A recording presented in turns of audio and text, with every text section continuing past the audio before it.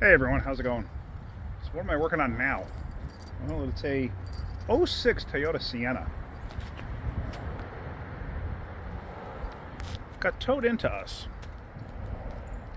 Odd story behind this one. So the customer, sorry about the glare. The customer, that wind is a little on the cold side coming up my neck. Customer said they're having a transmission problem. So they had a tow truck pick it up.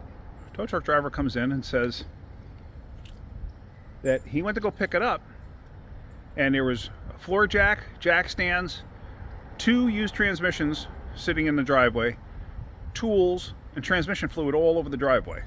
He said, I don't know what's going on. He goes, I was able to start it, stick it in gear, get it up on a tow truck, and then bring it here. So I'm going to look at this. I spoke to the customer and I said it will not drive. Now, one thing I did notice, it's been here for 2 weeks. This is the first time I'm getting a chance to actually look at it. But check this out. So, up underneath, I don't know if you can actually see it. There's tranny fluid all over the driveway here now. So this thing's got a pretty wicked leak, but I know nothing else about it. I'm gonna start it up, see what it does. So, was the transmission from this vehicle? Maybe so. Oh, and it's stone dead too. Cool. Like I said, it's been sitting for 2 weeks. So, let's pop the hood. Oh, that mat's in there because when it first came in, we did start it and move it. So it did run at the time.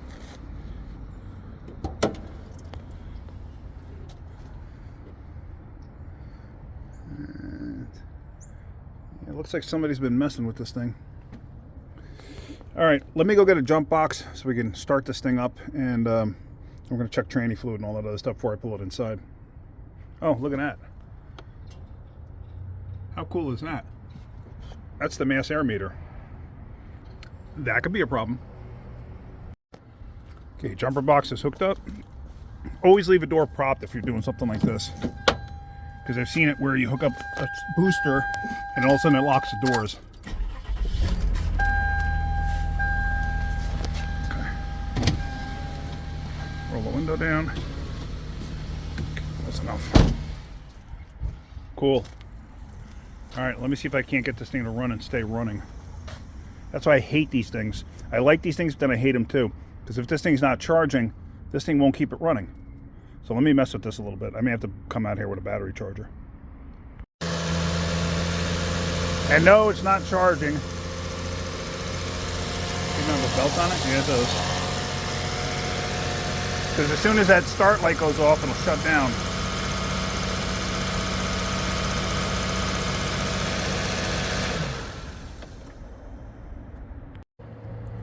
And like I said, that's kind of why I don't like these boosters. They're great for, like, yeah, you killed your battery or whatever, and you need to jump start it. You accidentally left your lights on or whatever, but you have a good charging system. But you have a vehicle that's not charging like this one is, this booster pack is not going to be helpful. This is where you need one of those real booster packs that actually has a battery inside of it. This way you can back up that battery. This way you can actually move the vehicle where you want to. So now what I got to do is I got to get a battery charger hooked up to this. So let me do that, and we're going to let this thing sit for a while and let it charge. So I got the charger hooked up to it, but right now what I did was I wanted to see how much fluid's actually in the transmission.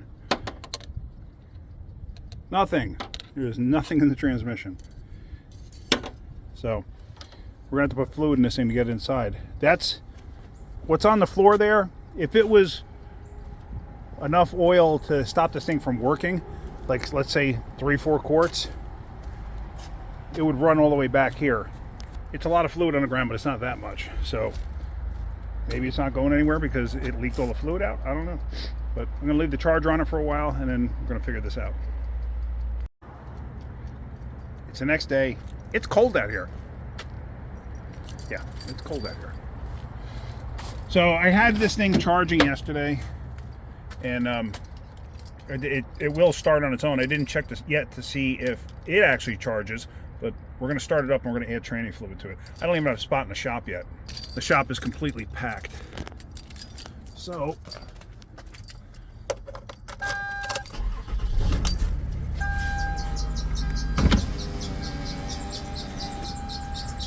And obviously we got a Christmas tree up there. But I'm going to add fluid to this and get the level where it needs to be. I don't have a tripod with me, so I just got to add fluid to it.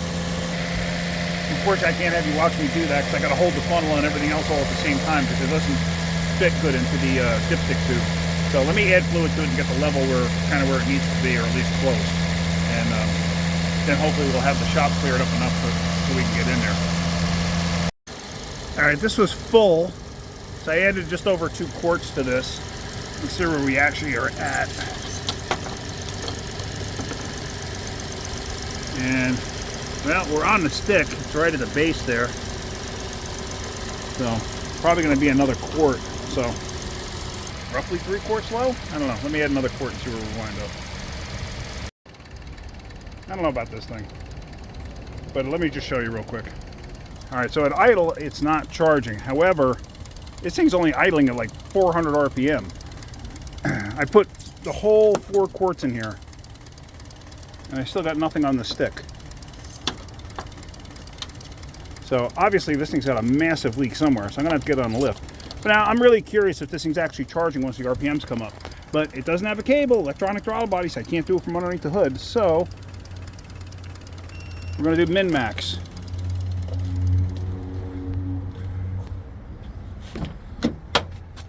But at least I can go and get in the shop, see if I can't figure out where the leak is.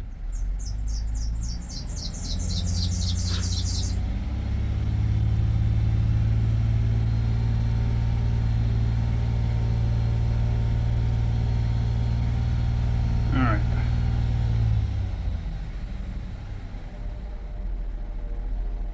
The idle come back down to almost nothing.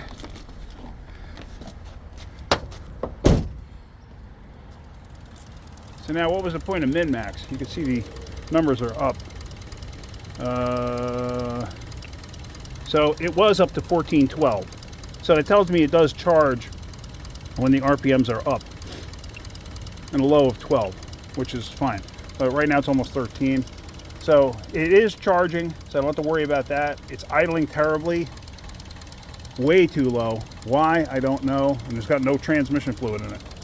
So I gotta get this thing in the shop and see if I can't figure out where the leak is, and I gotta see what this customer wants to do here, because adding 4 quarts and still not have anything on the stick, that's ridiculous. All right, let me get it in the shop and go from there.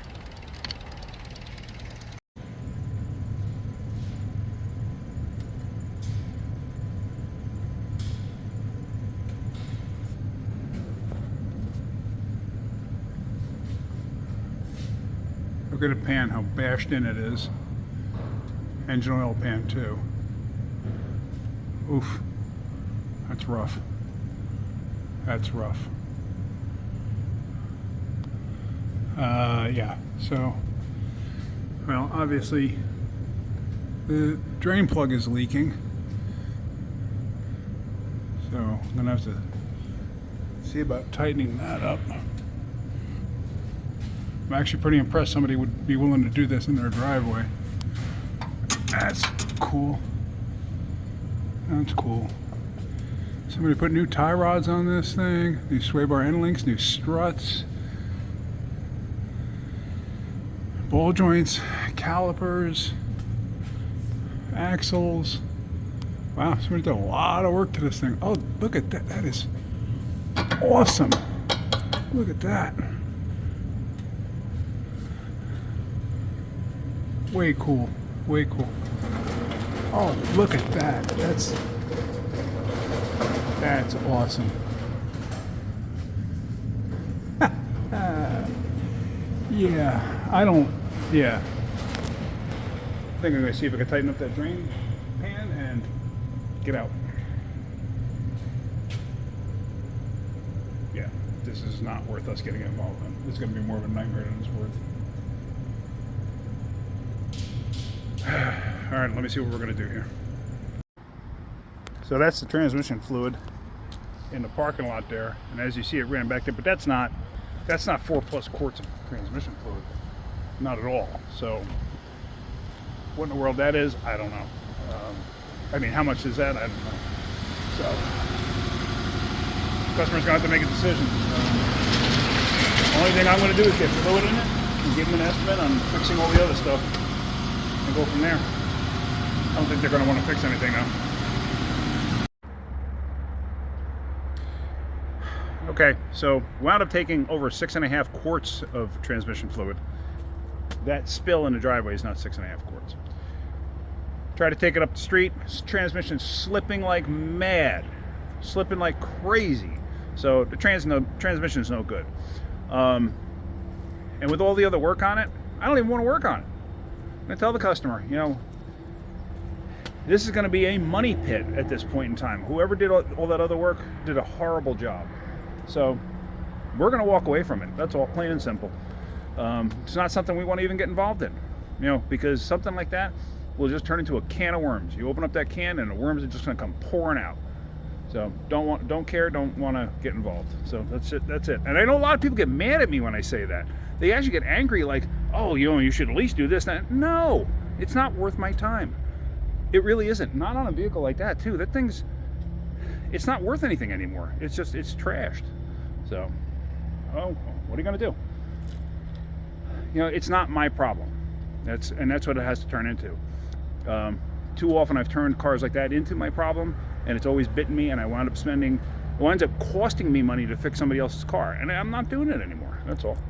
So, all right, well, hopefully you got something out of that. Pay attention to what you're getting involved in. That's one of them. Anyway, that's about it. Hopefully you got something out of it. If you did, hit that like button. If you could, please subscribe. All right, guys, have a great day. Keep wrenching. Oh, look down in the description. You'll see I got links to Amazon products that I personally use. I'm not asking you to buy anything, but if you could give it a click, I'd really appreciate it. It would help me out. All right, guys. Oh, and if you do buy something, helps me even more. But I'm not asking you to. All right, have a great day. Keep wrenching.